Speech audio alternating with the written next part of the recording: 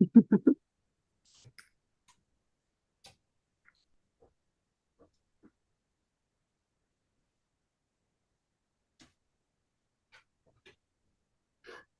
everyone. Welcome to this latest UK in a Changing Europe lunch hour. And today we're dealing with one of our hardy perennial subjects, which is immigration. And I'm delighted to be joined by three of the leading experts on this subject. In no particular order, we've got Madeleine Sumption from the Migration Observatory at the University of Oxford, Rob Ford, Deputy Director of UK in a Changing Europe and University of Manchester, and Jonathan Portes in the office next door, King's College and UK in a Changing Europe. Welcome, all of you. As ever, as someone has started to do, send in your questions on Slido, vote for the ones you want me to put to the panel.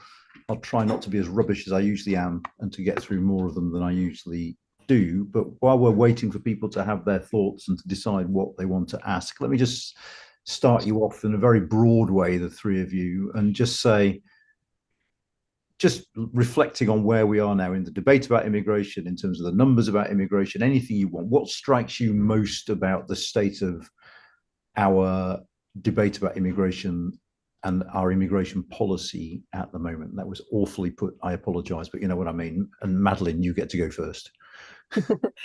What strikes me most? I mean, I think I have a question about this debate, which is to what extent we'll be able to move to a world where obviously numbers are always very important, and there's a lot of discussion about the numbers. And in the past, we were solidly in a period where that discussion about numbers was completely untethered from the discussion about the policies that might get you to particular numbers that you want. So there was this kind of tension in the debate where there was a sort of consensus across the two major parties that migration should come down, and then there also seemed to be a consensus that the policies themselves should be relatively liberal, and that has been, I think that has been a real challenge, because it's basically led to sort of the immigration cakeism, right? This, what people want seems to be liberal policies that deliver low levels of migration. That's not going to happen, and so you end up kind of with promises that aren't kept. I think the big question now is are we starting to move away from that, or are we not? And I suspect we'll have, anyway, we can debate this over the course of the next hour with some of the specific measures. But I think that we may be moving slightly more into a terrain where there is actually more substantive discussion about the specific types of immigration and how they get you to the overall whole. And that, I think, would actually be a beneficial development in the debate, so that we don't end up having total lack of communication between the left hand that's interested in numbers and the right hand that's interested in the specific policies. Okay, wonderful. Rob? Yeah, I mean, I think one of the interesting things for me about the current moment, especially comparing it to, say, the moment we were in pre-Brexit, when concern about immigration was previously at the sort of peak that it's at now, is that in that period, and I think all of the panelists were involved in that discussion back then as well, there was quite a wide consensus across the political class about what they thought success would look like, which was numbers coming down. But it was not possible to actually deliver that within the policy framework we were in. So you had this weird thing where people would talk about it, oh, it's too high, but the one of the major levers to pull it down was free movement, and they couldn't touch that. Whereas now we're in a situation where post-Brexit, we have full discretionary control over large aspects of the immigration policy framework. So that external constraint is now gone. But what's also seemingly gone is any kind of proper discussion or consensus about what success looks like. There are some parts of the political class that clearly think the number coming down is what success looks like. But then there are large other parts of the political class that don't think that's what success looks like, either because they recognise that if you ask people about specific migration flows, the pattern of opinion looks very different, or because, as Jonathan has written about very often, the economic costs involved in bringing that number down are very substantial. And so we've ended up moving from a situation where we said we wanted the number coming down and wouldn't explain why it couldn't come down, to a situation in which we say we want the number to come down, or, well, actually, we don't even say we want the number to come down. We say there's a problem, but we can't define the problem, and we can't define what success looks like. And that's not generally a very good place to be in politics. I'm almost tempted to believe that success looks like public concern coming down rather than anything to do with immigration per se. But Jonathan? They've not been very successful on that front. No, that's absolutely true. I mean, I think two things strike me. One is the sort of rather odd distinction between the fact that the this rise in public concern and the centrality of immigration public debate has sort of lagged what's actually happened to the numbers. So we know that the really big surge in immigration happened immediately after the end of the pandemic and lasted till the end of 2023 or so, and was very large indeed by historical standards. But then it started falling quite rapidly in 2024 and fell quite a lot in 2024 and has continued to fall in 2025 and is now, according to the latest statistics, halved, but we actually know that those are still 6 months out of date, and it's halved, probably gone down quite a lot since then. So immigration is back to, quote, much closer, at least, to what one might call normal levels, to the extent that that's a meaningful concept. And yet, as Rob has said, salience has never been higher. And is that because politicians and the media are talking about it? Because these things just inevitably lag a bit.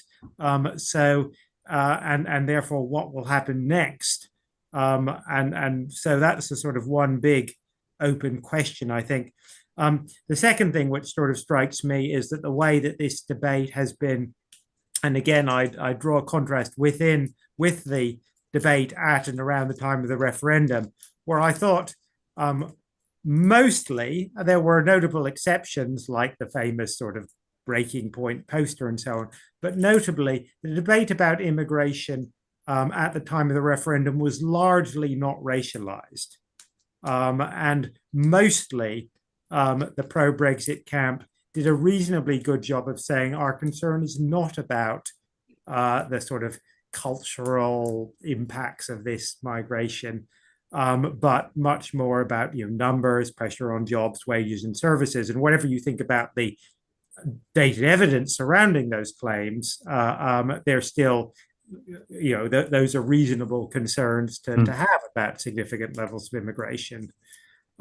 Whereas the current debate, as we've seen, not just reform, but actually large parts of the Conservative Party, is very explicitly about race, religion, and ethnicity, in a way that, whereas it's not gone as far as it has either across the Atlantic or in some places in continental Europe, is still quite different from what was the case in most of the 2000s and 2010s. And again, I don't know whether that's temporary or whether it will reverse itself, but it seems to me to be quite a big change. I think you could probably go a step further than that, actually, because during the referendum, one of the arguments was it's unfair that Europeans get privileged treatment. So it was almost... Well, that's right. And Brexit, and that, as I've repeatedly said, is one area where, at least on paper, Vote Leave clearly kept their promises. They abolished free movement and they delivered a system which does not discriminate on grounds of national, except in very minor respects, on grounds of national origin. And the impact was, as they said, or at least some of them said to some communities, that you had it's been significantly easier for people from India in particular, but also some other countries like Nigeria and the Philippines, to come here than it was under the previous regime. And now, of course, what we're seeing is a backlash from other parts of the right against that and what it means. But it was very much a logical consequence, in some sense, of Brexit. Rob, I just want to come to you about a point that Jonathan just made, because I remember we posted on our website before the referendum, I think, a piece by Jeff Evans, and I think it might have been John Menon, where they had a graph that basically showed the concern about immigration almost precisely tracked the rise in numbers. So there was, the two lines went up in parallel. And Jonathan makes a very interesting point that there is, post referendum, there's been a disjuncture, hasn't there? You've had falling concern, even as numbers went up very, very sharply indeed. Do we have any notion as to why that's the case? Well, we do from that article itself, in fact, Anand, because the mechanism that Jeff and John Menon proposed in that article and tested to some extent was media coverage. Mm-hmm. So the causal chain that they theorized was numbers go up. The media notice this, they write critical reports about the numbers going up, and that drives up concern.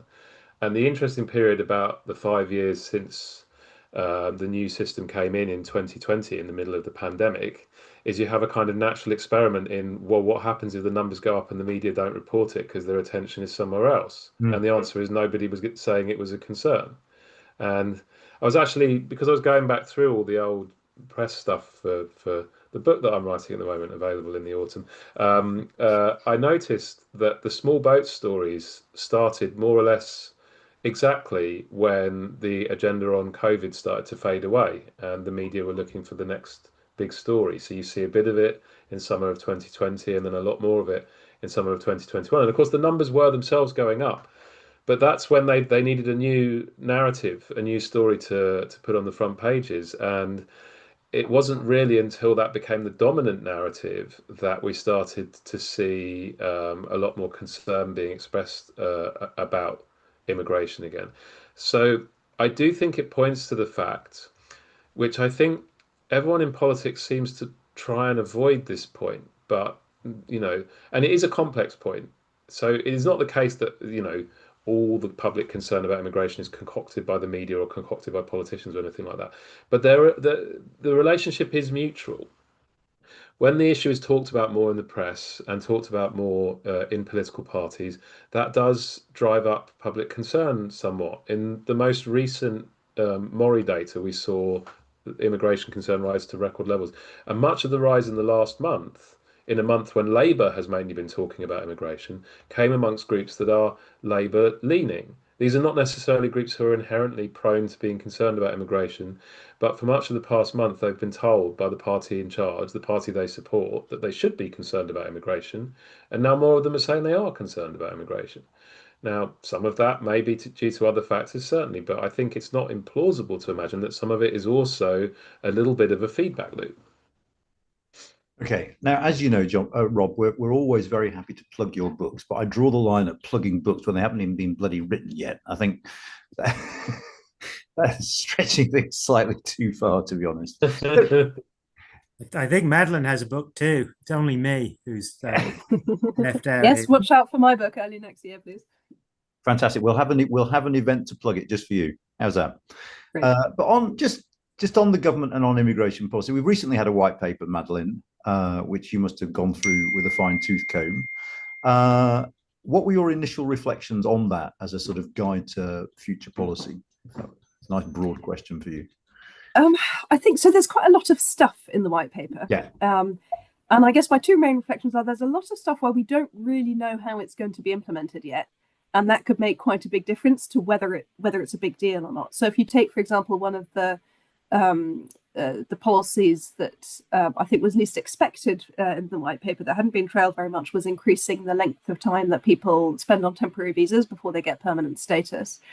In that case, we really don't know. There are going to be some people will not, many people it sounds like, will not face the full 10-year threshold. They'll be able to, if they show that they're contributing to the economy, they will get a shorter route. But we don't really know how that's going to be defined. And so they're going to consult on this. So I could imagine actually scenarios where it doesn't end up applying to many people at all, or other scenarios where they take a much more restrictive view of what it means to be contributing to the economy, where perhaps more people are affected. So I think, there's still a huge amount that we don't know.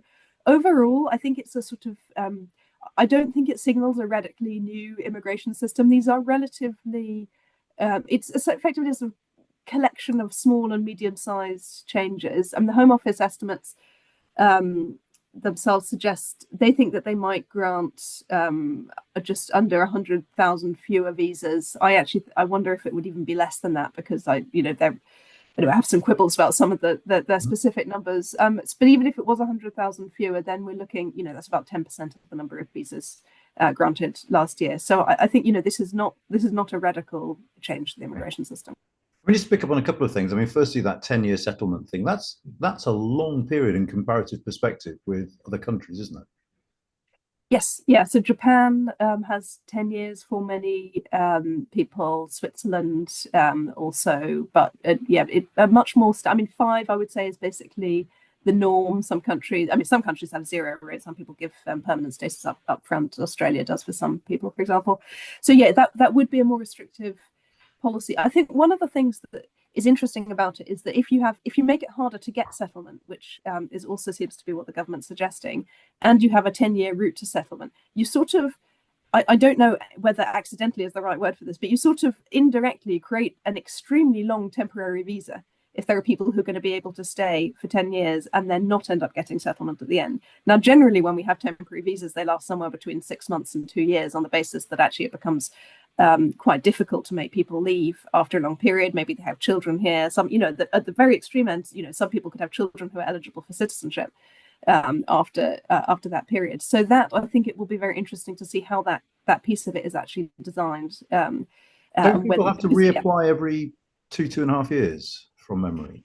That's currently the case for most people? And so I mean, I think one of the biggest impacts of this, which interesting was not the one that was discussed in the white paper or in the sort of political chat around it, is that if people are on temporary visas, then they're going to pay a lot more in visa fees because they have their annual fees, and then there'll probably be more renewals as well. So you're looking at thousands of pounds extra that migrants would have to pay. And now that brings in revenue for the government, obviously, and that is one of the ways that you might choose to justify the policy. It's not the way that the government has justified the policy, which I thought was quite interesting. I mean, I find it very difficult to work out. I mean, apart from the extra fees, which obviously has a sort of modestly positive revenue effect, what the policy rationale is here. This is one area where we have pretty good evidence that this is going to be bad for integration. It's going to have some negative economic impacts in the sense that people are, that it will reduce the ease with which people integrate into the labor market. Bad for the things which the Prime Minister claimed were threatened by too much immigration, social cohesion and integration of migrants. So Rob is going to say something about what the public thinks about this in a minute, but I really struggle to see what the rationale for doing something which, as Madeleine said, is probably not going to have much impact on numbers and not for a while, is going to pretty obviously have damaging impacts on integration and social cohesion. It's probably going to have damaging negative economic impacts, and has no really clear policy rationale when we have a system which I think most people, on the whole, probably strikes a fairly reasonable balance at the moment. Rob, did you want to come in? Yeah, just picking up as Jonathan trailed me on public opinion. I did a report for some people called the UK in a Changing Europe about a year ago, which featured some polling about how long people think migrants should be here working and paying taxes in Britain to gain the same rights as UK citizens. And back in 2013, the share of people who said it should be 10 years or more was 29%. So not a particularly high share. In 2024, it was 16%. So, I mean, at the risk of annoying literally everybody in politics, it reminds me a little bit of Labour endorsing votes at 16, because there are an awful lot of constitutional reforms you could bring in that are popular. That isn't one of them. Similarly, there are an awful lot of immigration policies you could bring in that are popular. This isn't one of them. It's not popular with anybody. It's not even popular with reform voters.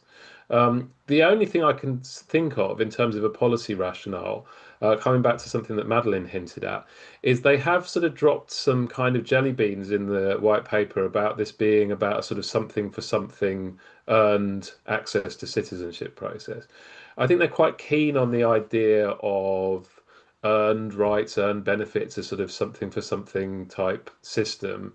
And maybe they're looking to use this as a lever, but why they couldn't have started at 5 years, which is already, you've got a large majority of the public say that's fine, and then say you can earn swifter access relative to that, I don't know. The choice to double from 5 to 10 years doesn't seem to have, like I say, there's no one in the public that's calling for that. There are obvious problems with that in terms of a number of outcomes the government says are desirable. So it's an answer to a question nobody was asking.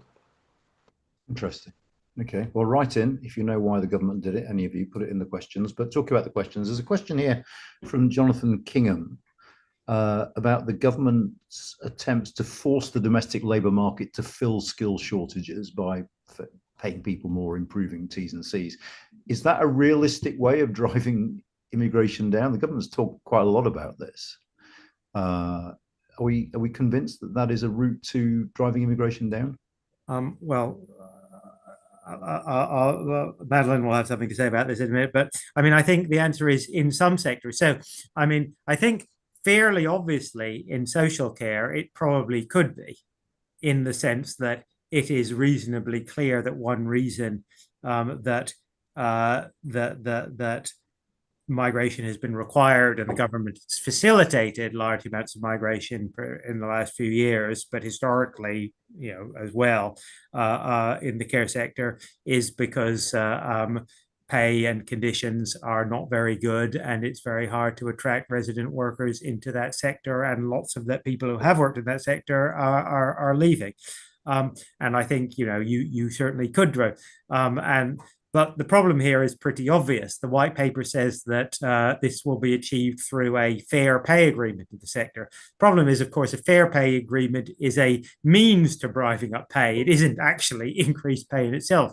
Increased pay is simply more money. More money in the care sector has to come from one of two sources, either taxpayers, local or national, or people who are in care and their families. And there is nothing in the white paper about where how either of those sources of money is going to be found.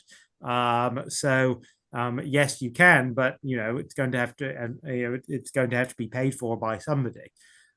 In other sectors, I think it's much fuzzier, because the lump of labor fallacy applies. There are not a fixed number of jobs to come around, and the Migration Advisory Committee just published a report on two sectors, the IT and engineering sector. And Madeleine can comment on this, but I will hugely oversimplify and say that actually the MAC report sort of literally said, we're not quite sure what the problem is here. We don't see anything that's terribly wrong with the current system.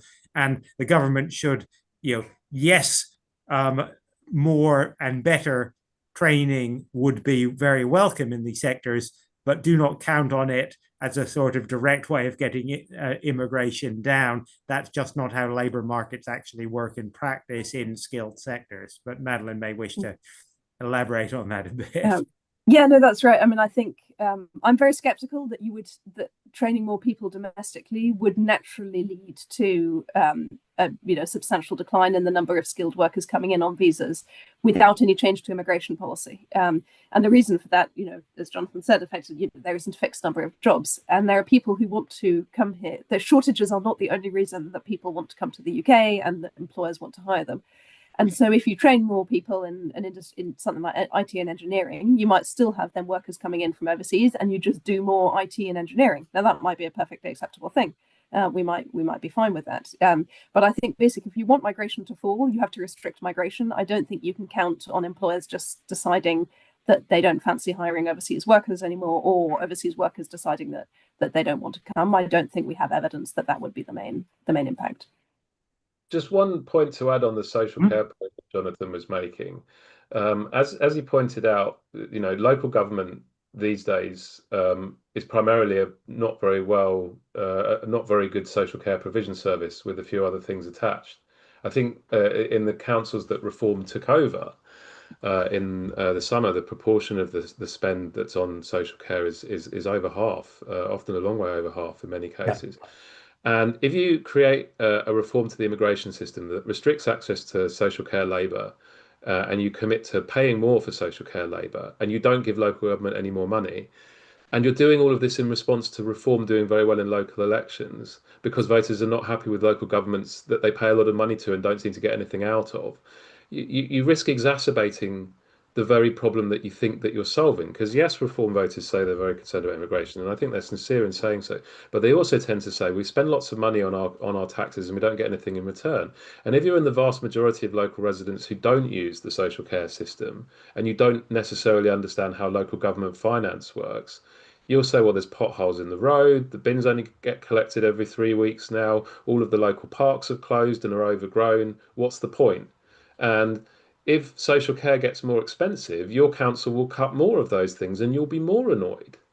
And how has this helped the whole situation? And this, of course, also is a government that has punted yet again any reform of the social care system into the long grass, and now heroically says they're going to do it within 2 years of a general election. Well, if they manage that, Anand, I've got a big bridge I'd love to sell you. It's within 1 year of a general election, isn't it? Yeah, even better. Yeah. I mean, the other area where there's been a lot of talk about sort of reducing numbers, and where there was a debate way back, sort of early years of during the Cameron administration is about students, and is there a case for taking students out of the migration figures, as we talked about that? I mean, what is the argument around that? I don't think so. I mean, it's the problem with taking them out of the figures. They can't just be, we can't pretend that they're not here, right? The way that the figures are constructed, which is a perfectly sensible way of constructing them, is to look at long-term migration, so people who are moving for at least a year. And if people are moving for at least a year, and especially if the numbers are going up and the numbers are substantial, they are here in the population. And the Office of National Statistics needs to have accurate population statistics and not pretend that, a few 100,000 people who are in the country are not here. So then the question is, okay, well, you can produce other measures, right? You can take them out. You can say, okay, we'll produce the statistics on international students, but our political discussion about migration is going to be about the figures that don't include the students. We can do that. We can already do that. So the Office of National Statistics has greatly improved the figures. And now, if you want to, you can go in and you can subtract the students. But no one does that, right? So I think the people who promoted taking them out of the figures, I think mostly think that there's some kind of political problem that's going to be solved, that everyone is suddenly not going to be very concerned about migration numbers anymore when the students are taken out. And I think we've seen, the fact that ONS have given us the option to take them out and people are still concerned about migration suggests that maybe that wasn't the issue. Yeah, this is one of those things where I've changed my mind. I used to be a big advocate of this, and actually, well, you can do it now. And we could have a measure of immigration that could be akin to core inflation that takes out the more volatile elements or whatever. But the reason core inflation works is because the kinds of people who consume inflation figures politically don't have a particular interest in picking a particular figure, whereas most of the people who actually use the immigration statistics tend to be people who want to pick the largest number available. So changing the way you construct the statistics will not work. The other problem with it is we'd be deviating from international norms if we changed the way we collected the statistic, and everyone would then say in a low trust environment, particularly on this issue, that you're just trying to rig the number. So it wouldn't. If we were to just not publish the student statistics numbers and only publish a number without them in, which I've seen people suggest as well, that would, I think, make things actually worse. To be fair, you would be trying to rig the numbers, wouldn't you? I mean, well, that's the thing. It's but I'm rigging it for the good reasons, for the benevolent reasons. That seems to be the argument. But that's benevolent rigging is not an argument that sells well, I think, and for good reason with voters. Did you want to add anything on this? Not really. I mean, I think I agree with what Rob and Madeleine said. Ultimately, governments have to have the political courage to say, focusing on this number, this number which goes up and down for reasons, some of which is under our control, some of which aren't, is just a stupid thing to do, and we're not going to do it. Okay. I mean, obviously, we should distinguish between different sorts of immigration. So we have the sort of visa route and family, but we also have the tangled issue of small boats. And I suppose the first question to you, Rob, I'm not sure there is an easy answer to this. Is there a way of dissecting the degree to which concern about immigration is driven by concern about the small boats? There are some ways, actually, of getting at this. They're not perfect, of course, but one of my favourite bits of public opinion research on immigration, this has been done a couple of times now. My old colleague and co-author Scott Blinder, I think, was the first to do it, is just to ask people, when you are asked about immigration, who do you have in mind when you're answering? We assume that this is a fixed category, and it's the same category for the person asking the question and the person answering it. Of course, nothing in public opinion is ever that simple.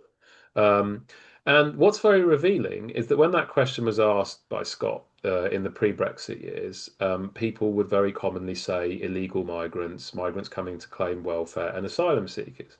And if you ask that question now, they say illegal migrants, small boats migrants, and asylum seekers. They don't say students, they don't say skilled workers, They don't say family reunion migrants, although if you prompt them, they tend to agree that workers and family reunion migrants are definitely people who are immigrants. They're actually not so sure about students. So there is evidence that when you say to somebody, is the overall level of immigration too high or too low? What they actually hear is, are there too many people coming over on small boats and too many people claiming asylum? Because those are the groups uppermost in people's heads. Not the only groups, but the groups uppermost in their heads when those questions are being answered. We also see this if we compare the answers to, like, what do you think about immigration levels overall, with the question of what do you think about these particular forms of immigration? And there again, you see that people say immigration overall is too high or much too high.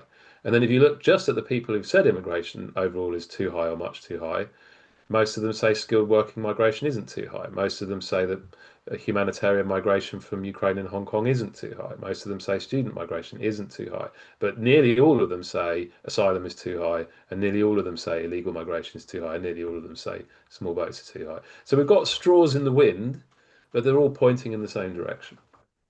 Interesting. And is there anything that this government has done to date that makes you confident that they are going to be able to reduce the number of small boats crossings? Is threats to any of us? Any of them? I didn't want to pick on anyone particularly, but it's going to be a challenge, right? I mean, I think smash the gangs is not necessarily a strategy that is going to sustainably reduce small boat crossings in the long run, right? In that we know that these are very decentralized industries. If you invest more money and more resources and you have more international collaboration, then probably you can track down more people and prosecute them. The challenge is that new people, as long as it continues to be a profitable market, new people move into the space. The only sort of, in theory, you could imagine a scenario where, okay, if they do so much gang smashing that it becomes very expensive, maybe the smugglers have to charge a lot more and that prices people out. That's one possible mechanism. The thing is that it certainly doesn't seem that that's happening. If anything, we don't have great data on this, but sort of anecdotally, what we hear from the National Crime Agency is that prices seem to be falling. Which could be one reason that we've seen more people coming across recently. So I think the enforcement side of things, may have some impact at the margins, but is unlikely to be a total game changer. I think that the thing that the government has made some noises about cooperation with Europe, and I think that is more interesting as a possible strategy in terms of whether we've had for years a debate about the deterrent effect, right, and whether Rwanda would be a deterrent effect. I think the main question about Rwanda was, were they going to send more than a few hundred or a few thousand people there? And that's why there was a good argument that it wasn't going to be a deterrent effect. The question, I think, about Europe, you'd have all of the same debates about Europe, right? If you send 200 people to Europe who've crossed over in small boats, probably not going to make any difference. The question, I think, is, can the UK send a larger number of people to Europe, and will Europe agree with that? Also, can we get access to the databases? Because there is some evidence now, qualitative research coming out, that actually not being part of Dublin has been, the UK not being part of Dublin has been one of the factors. Effectively, Dublin has been a push factor of people away from the EU because they don't want to get sent back to Hungary, or they've had their asylum claim actually already refused in Germany or France, and so the UK is the next step for them. And so I think that is probably an area where you could see some impact. But again, it's so difficult to predict, and sometimes these measures come in and they get bogged down in bureaucracy, and actually nothing happens in practice. I mean, I do think that latter point is an important one, because at the moment, from what I hear from officials, is there's very little way of telling whether someone's asylum application has already been turned down by a European state because of problems accessing the databases. But I think that's something just caught up in a snafu about post-Brexit, what rights we have to access those databases. And I think at the moment, it depends very much on the goodwill of the European Union sharing it with us rather than any automatic mechanism. On the first, that question about whether or not we can return people, I don't know what you think about this, Rob, but it does strike me as vanishingly unlikely that European states for whom immigration is also a massively salient political issue are going to start saying, don't worry, we'll take them off your hands, leave it to us. I just think politically the idea of some kind of returns agreement, which was spoken about a lot in the run-up to the election, but a returns agreement whereby we're sending more people than we're receiving, I don't understand how that comes about. Well, I mean, this is an area where I think the government's passivity about what success actually looks like or means is truly lethal. We've seen this twice in the past 20 years already, where governments have actively set a target that was unachievable, and then the public had turned against them. It was true with the net migration target. It was true with stop the boats. These were unachievable things. Smash the gangs doesn't fall into that trap because it's so vague. You don't know whether it's achieved or not. But no one, as far as I can see in government, has articulated what success on small boats looks like. We know what it will not look like. There is no way, in my mind, that we will ever hit a level of small boats crossings low enough that Nigel Farage or Kemi Badenoch or Robert Jenrick or the Daily Mail or the Daily Express will say, actually, this is fine now. I mean, there's only so much you can do, right, lads? I mean, you've made a good effort. Thumbs up to you. Let's move on. That's never going to happen. No state of the world is that going to happen. It's not achievable. Given that, the government knows that there will be a level of small boat crossing going on that agitates some of its political opponents. Given that, they need to articulate an alternative metric of what success looks like on that policy problem. Now, is it returns? Is it cooperation with Europe? Is it arrests? Is it, moving people through the asylum system and deporting those who failed their claims?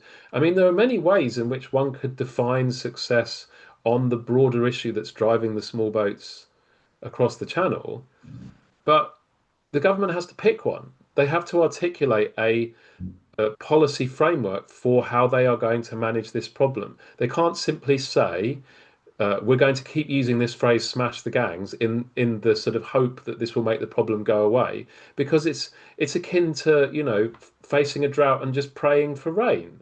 It's not a solution, and it's actually worse than that because you know that the rain's not going to come in this case. So you need an alternative way to think about this problem, and as far as I can see, they haven't really articulated one yet, possibly because they realise that any articulation of a solution is going to be a really big fight where they're actually going to have to define what they want to do in this space. And some of what they want to do, as Madeleine illustrated, may well involve cooperating more closely with Europe. And of course, with the current Labour Party, that's akin to saying, would you like to stick your fingers in a plug? They don't particularly want to get into that discussion. Sorry, go on, Madeleine. I was just going to say, in the question of what's in it for France, I think there's an interesting question here. And so there are various sort of versions of a deal where you effectively are swapping people. So you're saying people who crossed in small boats will go to France, and in return, the UK will take X number of people. One of the challenges for that is if you agree up front to a certain number of people, we'll take however many tens of thousands per year. Then you're on the hook for something, even if the policy doesn't work, and it's potentially controversial. And it's the same would apply to France, that if they agree to take back X number of people per year, and then that might be more controversial for them. I think the solution to that issue potentially, and there has been some rumors that this is have been under discussion, is having some kind of one-to-one system where effectively you say we will take from France the same number of people that we send back to France, and then that protects both sides from an open-ended commitment on the number of people. I think when we're discussing this stuff, you talk about this kind of neat terms of like, oh, well, we'll move these widgets over there, but obviously they're not widgets, they're people, and it is actually much more difficult to do these things than in practice. So I could also quite imagine a scenario where we have a big announcement that says, oh, we're going to have this returns deal, this is how it's going to work, but then in practice all of the bureaucracy and logistics and the legal challenges around that mean that actually it ends up being quite small. But we'll see. We just obviously we'll have to wait and see if that's even something that they pursue, let alone how it would be implemented. Would it be appallingly naive of me to suggest that one way to challenge the business model of the gangs would be to open more safe and legal routes? Yeah, I think I think safe and legal routes have to be incredibly large before they have a really significant impact on the number of people coming. So I think if you look at the Ukraine schemes, there are no Ukrainians crossing to the UK in small boats. They have great options on safe and legal routes. Mm-hmm. If we look at Afghans, there was a safe and legal route for them. It was very small. Most Afghans have no hope of being able to get onto it, and so they come on small boats instead. And so I think the issue, and actually in the US, where they've had absolutely massive safe and legal routes under the Biden administration for a couple of years. There's one statistical analysis that suggests that explained that the sort of variation in how many people were coming legally over actually a longer period than just the Biden administration explained, I think, 9% of the total variation in unlawful crossing. So I think, there may be an impact around the margins, but I think the safe and legal routes, if you really wanted to use it to totally break the business model, you would have to make the safe and legal routes so large that it would be very difficult to envisage that actually happening. I mean, I think it's right that that's not a sort of magic solution. On the other hand, there are different groups of people here, right? So in the last couple of years, the last year or so, the number of Albanians, for example, has fallen sharply because there's a returns agreement with Albania. The number of people coming from India has gone up by quite a lot. And there is a big difference, frankly, between people coming from India who are almost certainly coming, not that there may be a small minority who actually have a genuine asylum claim, but most of them are likely coming for economic reasons, right?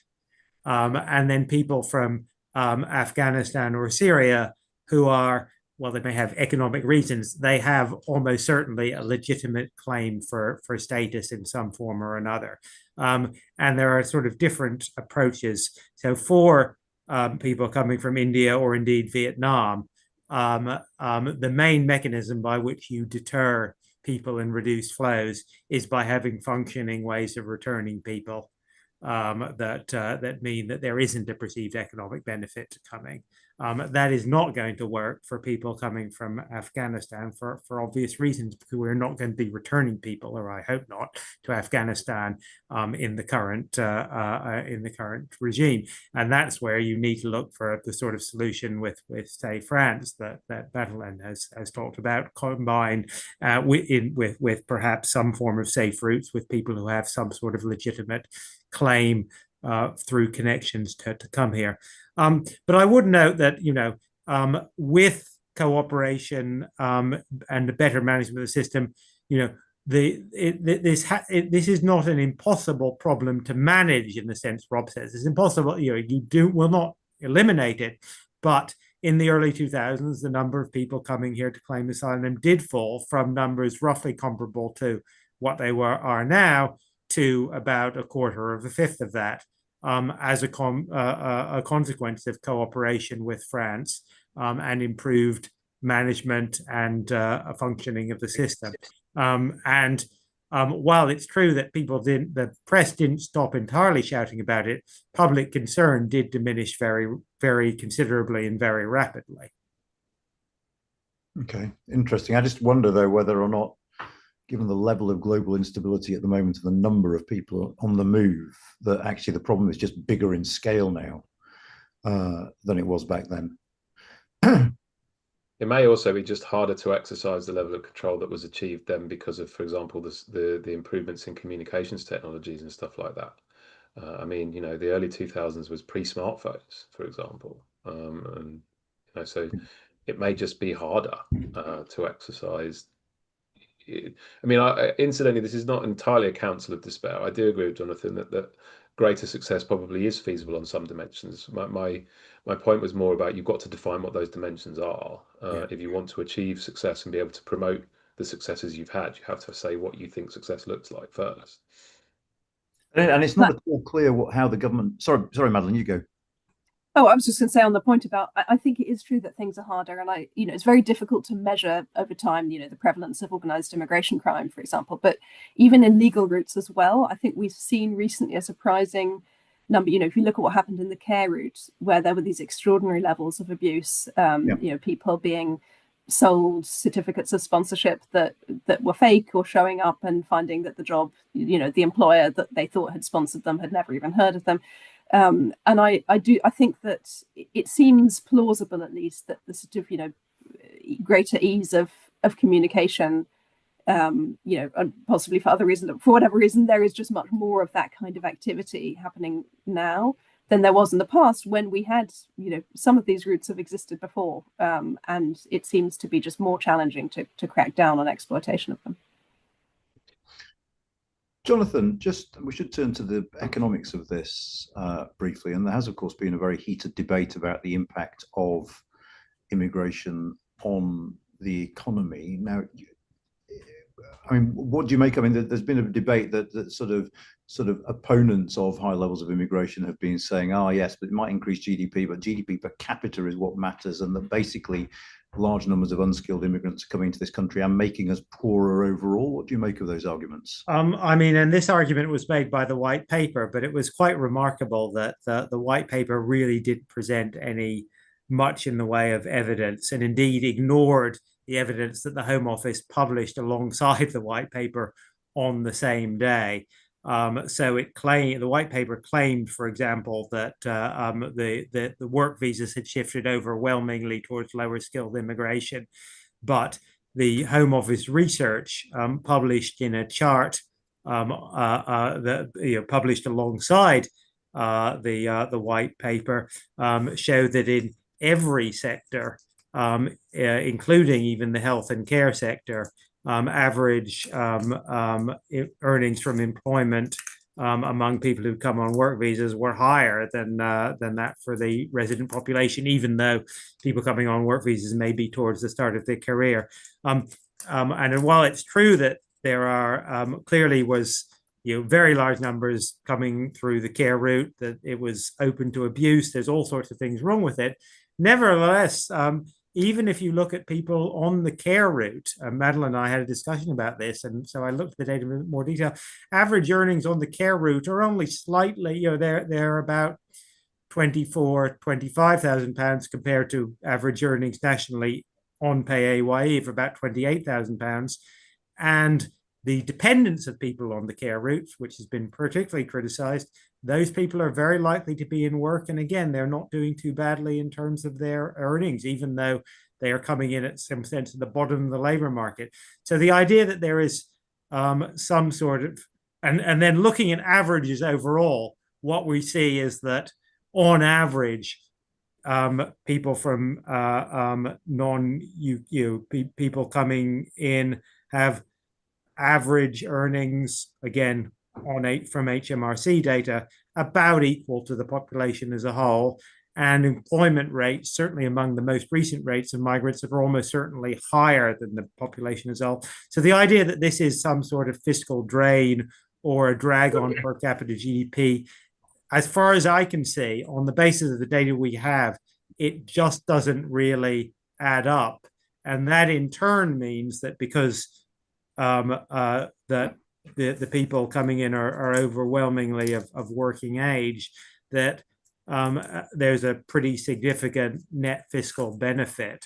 So Madeleine may have a slightly different perspective, but I don't see the sort of idea that somehow there's that recent immigration has been less beneficial, more lower skilled. It doesn't seem to be, perhaps surprisingly, very supported by the data, and the idea that there is anything other than a significant net fiscal benefit on average, at least, again, it doesn't seem to be supported by the evidence. Bless you, Rob. Madeleine. Yeah, I think this is very complicated. I mean, if you look at people on work visas, then generally you're going to expect a more positive fiscal impact. Certainly, I mean, anyone, the average salary of people outside of the health and care sector was, I think, more than 56,000, right? So those people are making a very significant net fiscal contribution. We don't have as much data on the groups of people who are not on work visas. It's very, we're just starting to get a sense, as Jonathan said, of what the earnings are of people who came as dependents on other visas. And I think in the long run, there could be a fiscal cost of having some of those groups of people. It sort of depends on how well they do over the long period, because really what matters from a policy perspective in some ways is sort of what's the lifetime fiscal impact. And then there are other groups of people that we know have a negative fiscal impact. So the Migration Advisory Committee this morning has published its report on family migration, and it looks pretty likely that the average impact, obviously there are plenty of family migrants who do very well and end up earning good salaries and paying a lot of tax, but overall it looks pretty likely that there's a negative fiscal impact from family migration. The negative fiscal impact from refugees is going to be even larger. I think the challenge that the government faces is that the types of migration that are easiest for it to restrict, where you just change a visa policy and fewer people come, as we've seen over the last few years, those are also the ones that tend to be a little bit more economically beneficial. And whereas the ones that they would from a financial perspective, that they would most like to restrict, i.e. family members and refugees, are ones where there are more constraints on doing that, whether, for ethical or human rights reasons. Plus, I think the easy cuts were made under the previous government, right? So I think, the Home Office impact assessment, which I thought was quite plausible, suggested that there would actually be a fiscal benefit of restricting the family members of care workers because their earnings and employment rates were not thought to be high enough. Obviously very uncertain, but not thought to be high enough to offset the costs of things like using the NHS. But those, anyway, the more restrictions have already been made, the harder it is to find additional people who are likely to present a net cost to public finances. I think there probably still are groups that can be cut with a net fiscal benefit, although it's so difficult to identify precisely who they are because of the data not being very good. Okay, that's really interesting. Thank you. I want to spend a little bit of time as we get towards the end talking about the politics of all of this. So brace yourself, Rob. But before we get on to that, there's just something very much in the UK and a changing Europe remit, I suppose, which is, were any of you taken aback by how problematic the government found EU requests to have a youth mobility scheme? I must admit I was a little bit, by the strength of the reaction. This might be a question about politics, Rob. It might be a question about numbers or the difficulties of doing this sort of scheme. But actually the way the government reacted by almost robotically repeating, "We are not revisiting freedom of movement." I wasn't surprised by that at all, actually, because I think that the EU ask was so unlike our youth mobility scheme. But their initial thing was they wanted an uncapped scheme. They wanted it to be 4 years rather than the usual 2. They wanted home tuition. They wanted our universities to make a loss on teaching EU students, by having the same rate. So I think the principle of a youth mobility scheme, I think, is much less controversial as we manage it currently. It's just what the EU was asking for was not a youth mobility scheme. It was this other thing where they'd shoehorned in a lot of other stuff that they wanted. So I think, to be fair to them, that document that came out about the time of the local elections last year wasn't for us. It was a proposed mandate for member states. So it wasn't specifically what they were asking us for, I don't think. But anyway, I mean, that's the detail. But Rob, you seem to unmute yourself there in eager anticipation.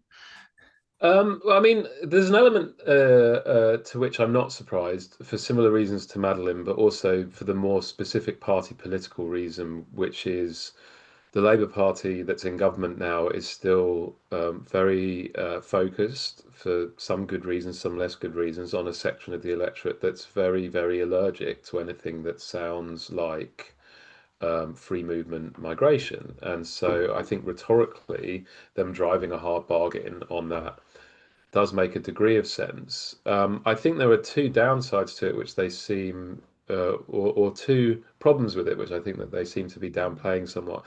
The first is what Duncan Robinson in The Economist memorably described as the politics of dead man. A lot of the voters who are most agitated about this are literally not with us anymore. The electorate is changing. And I think political parties always actually struggle with this concept of demographic change, that, the way that the world was in 2016 isn't necessarily the way that the world is in 2026. Quite a lot's happened since. And what this tends to do is appeal to voters who are no longer with us and alienate voters who have joined us since. So it's a bad trade in that regard. And I think also that there is a risk of failing to see a potential challenge to that, or openings that creates on their left flank. Particularly when it's something that actually isn't massively contentious and isn't a massively big ask and has obvious economic benefits, it creates space for other actors to say they're just being unreasonable and they're unwilling to move the conversation on. Now, they think being unreasonable and being unwilling to move the conversation on is the politically optimal place to be. And I think for some period in the past 5 years, it probably has been. Whether or not it would still be the politically optimal place to be in 2029 or 2034 is a very different matter, though. And the problem, once again, which I think is a repeating theme with this government, is they're letting other people define what success looks like. One of the things that I did find surprising about their response on this wasn't that they were opposed. It was that once again they weren't very clear. They weren't very clear in defining what their alternative offer would be, or what they wanted from the process. And that's a repeating theme we get with this government. We know what they don't want, but not what they do want. Did you want to add anything on this, Jonathan?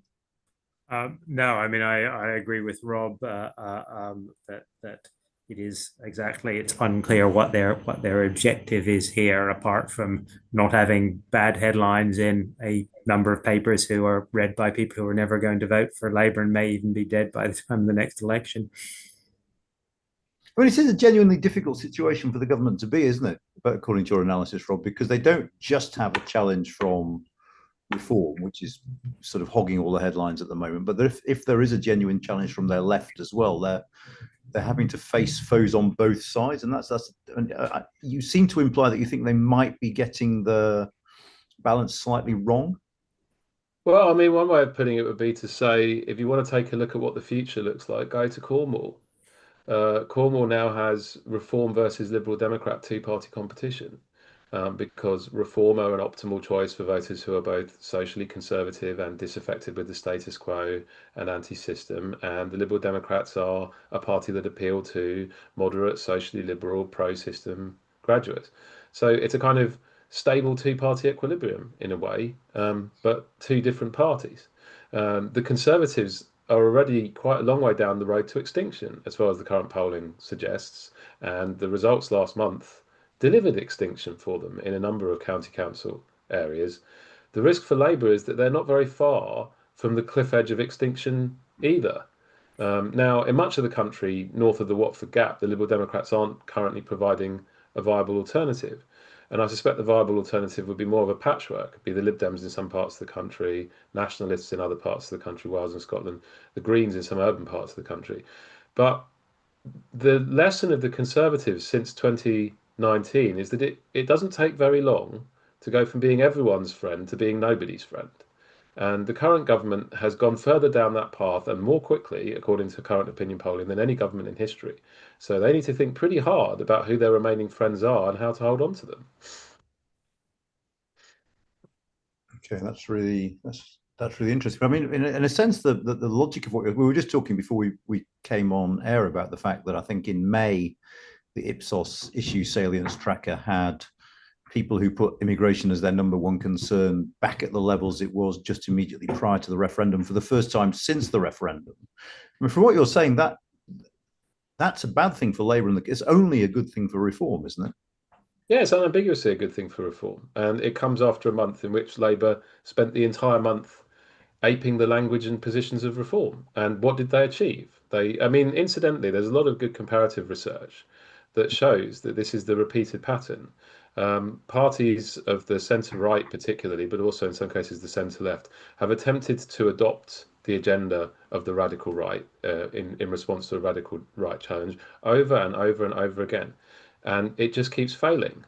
It doesn't work, because if you say to people, Nigel Farage is right, don't vote for him, Geert Wilders is right, don't vote for him, Marine Le Pen is right, don't vote for her, well, they say if they're right, why shouldn't I vote for them?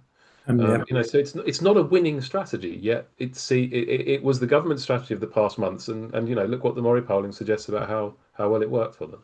And could I just supplement that on the economic side? So and why you get into this doom loop. If hypothetically the OBR revises down net migration by 100,000 a year or so, which I think is roughly what I would expect it to do for the forecast period, if I had to guess, that in turn, on their current methodology at least, translates to about £7 billion a year by the end of the Parliament. That is enough to, depending on which way you look at it, that's either enough to completely cancel the disability and incapacity benefit cuts, or the other way means that you're going to have to double those cuts simply to make the books add up. And it's far from clear to me that it's a good political trade to say, well, we've got net migration down by this extra amount or whatever. But implicitly, the political trade-off for that is we're going to have to do another round of big cuts to disability and incapacity benefits, which merely serves to feed exactly what Rod was saying, which is plays directly into the hands of a party who's saying the state is not working for me, it's not delivering for me, it's not I'm not getting back what I think I should be getting in terms of services or benefits. So you get into this doom loop. That's exactly why it doesn't work as a strategy, because parties of government have to operate in an environment of trade-offs. Parties, populist radical right parties, don't have to even acknowledge trade-offs, let alone engage with them. So you can just never win that fight, never. And I mean, it's not like that's not a hypothetical. The empirical evidence is it doesn't work. It won't work, and yet that seems to be the only strategy they have. Madeleine, I don't want to ask you about the politics about this directly, but it does seem to me, and just correct me if you think I've got this wrong, that for at least the last 15 years and probably longer, no government has actually managed to get to grips and successfully manage this issue of immigration. Would that be fair? I think one of the big challenges that we've had is that the governments have not delivered on their promises, and you can interpret that in two ways. You can say, well, they should have delivered on the promises, or you can say the promises in the first place were not realistic. And probably the reality is somewhere between the two. But I think that my sort of limited foray into politics for this will just be to say that I think it's a real challenge, because in the political marketplace, I think it's quite difficult to stand up and say, listen, this is a difficult question, and we've got a couple of ideas. We don't know if they're going to work, but we'll pilot them. And if they're a good idea, that sort of vision of what, the sort of technocratic vision of what sort of, sensible government might look like is just not something that works politically. So I think at the end, it's probably our fault. We the voters vote for people making unrealistic promises that are not going to be able to be delivered. And I think that part of it, unfortunately, is sort of something that I assume just isn't going to go away. Yeah, but let me just say to all of you watching that if you want the most rigorous analysis of this sort of stuff, go to the website of any of our speakers, but also go to the Migration Observatory website, where the stuff is absolutely fantastic and actually very, very clear and readable to boot, which is no mean feat. But for the moment, I'm afraid we have now run out of time. So Jonathan, Madeleine, Rob, thanks ever so much. I suspect we're going to get you back on because we'll be doing this again at some point in the future. But for the moment, that was really, really interesting. Thank you all. Enjoy the rest of your day and see you soon. Take care.